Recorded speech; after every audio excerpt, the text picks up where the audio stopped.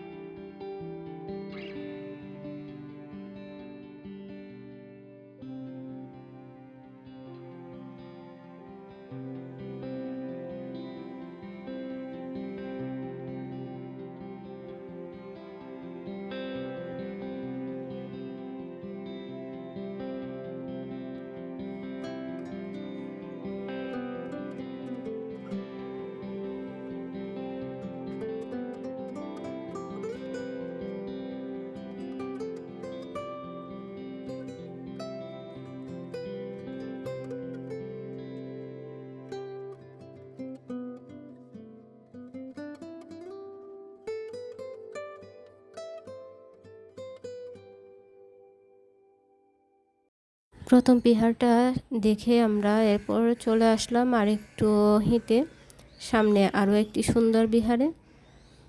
এখানেও সেম, তখন বিহারে পূজা প্রার্থনা চলছিল।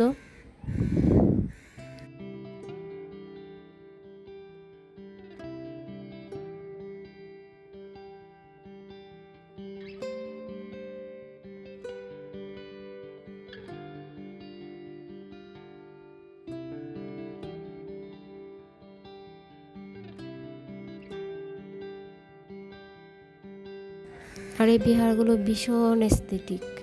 এই বিহারগুলোতে যাওয়ার পর আর আসতে ইচ্ছে করে না, এত শান্ত পরিবেশ, এত নীরবতা, আর সব দিকে একটা শান্তি শান্তি অনুভব হয়।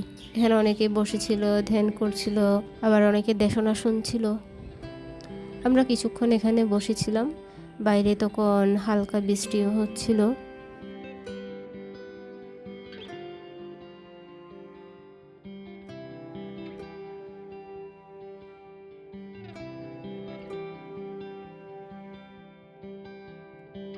আর বিহারের এই সাইডে অনেক বড় একটা কাঠগোলাপ গাছ ছিল, নিচে ফুলগুলো পরে এত সুন্দর করে বিছিয়েছিল,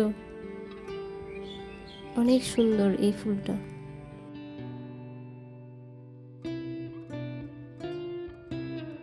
তারপর বিহার থেকে আমরা বেরিয়ে আসলাম আর হেঁটে যাচ্ছি, যেহেতু আমাদের বাসাটা খুব কাছেই। আর আজকে সকাল থেকে রাস্তাঘাট একদম ফাঁকা, কোনো গাড়ি নেই। এখন আমরা সামনে একটু হেঁটে গিয়ে এখানে একটা রেস্টুরেন্ট ছিল, সেখানে যাচ্ছি দুপুরের খাবারটা খেয়ে নিতে।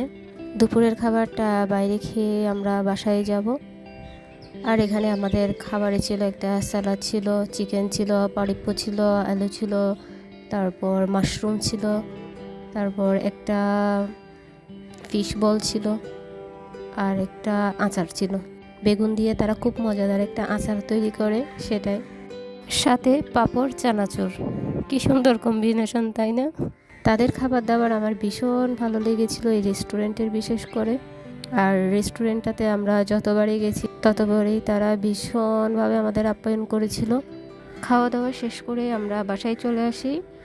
আর একটু পরে আমাদের গেস্ট আসে, ওর হাজবেন্ডের পরিচিত। তাদের সাথে কিছু ছবিও নিলাম। আর তারা আমাদের জন্য অনেকগুলো খাবার নিয়ে এসেছিলো। তার মধ্যে হচ্ছে এটা একটা, কারণ এই পিঠাটা আমি তখন প্রথমবারই দেখেছিলাম, লাভেরিয়া। অনেক সুন্দর পিঠাটা। তারা চলে যাওয়ার পর আমরা একটু রেস্ট নিয়ে সন্ধ্যার দিকে আবার বের হয়েছিলাম। এখানে বিভিন্ন জায়গায় মেলা হয় বেসাক ডেতে, মেলা দেখার জন্য। কিন্তু বাইরে বের হয়ে আমরা দেখলাম প্রচুর মানুষ, আর কোনো গাড়ি পাওয়া যাচ্ছিল না। সেদিন পিকনিকেও কোনো গাড়ি অর্ডার দিতে পারছিলাম না আমরা, কারণ সবাই বলছিল রাস্তায় জ্যাম, আসতে পারবে না।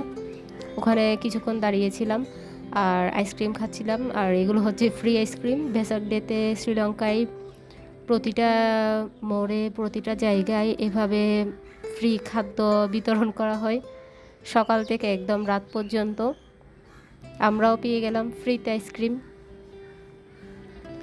ওখানে সবাইকে দেওয়া হচ্ছিল, যারা যারা যাচ্ছিল তারা গাড়ি থামিয়ে গাড়ির মধ্যেও দিচ্ছিল আইসক্রিমটা।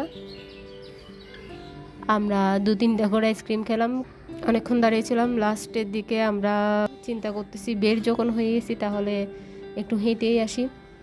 সামনে আরও একটা বিহার ছিল, এটা একটু দূর ছিল, তাই আমরা চেয়েছিলাম গাড়ি নিয়ে যেতে। আর যেহেতু গাড়ি পাওয়া যাচ্ছিল না, তাই আমরা সিদ্ধান্ত নিলাম বের যখন হয়েছি একটু হেঁটেই আসি। আর আমরা যে রাস্তা দিয়ে যাচ্ছিলাম ওখানকার ঘর বাড়িগুলো দিনের বেলা অনেক বেশি সুন্দর ছিল। এই রাস্তা দিয়ে আমরাও এসেছিলাম।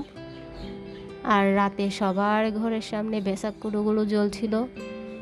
তারা খুব সুন্দর করে তাদের বাড়িঘরগুলো সাজায় বেসাক কুডু দিয়ে।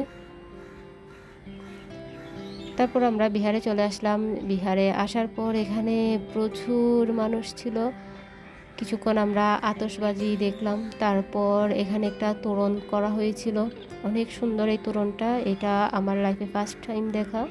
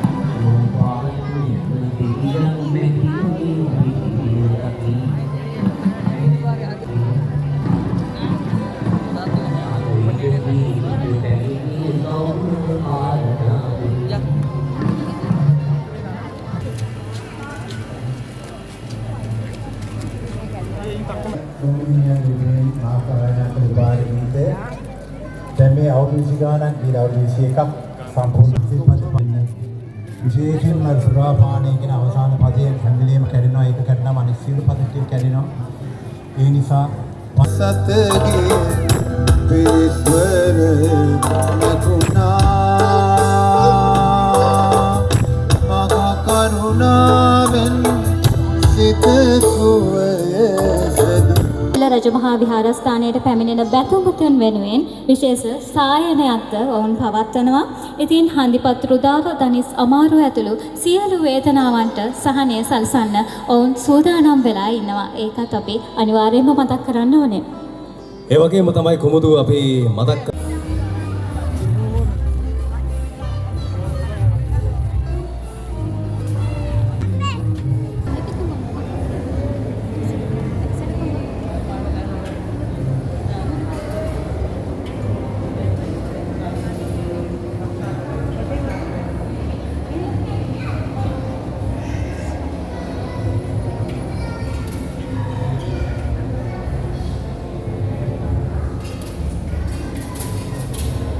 এই বেলামভিলা বিহারটা এখানকার খুবই ফেমাস একটা বিহার।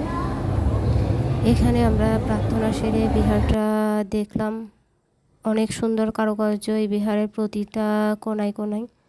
বিহারের বাইরে সাংস্কৃতিক অনুষ্ঠান হচ্ছিল, আমরা সেখানেও কিছুক্ষণ দাঁড়িয়েছিলাম।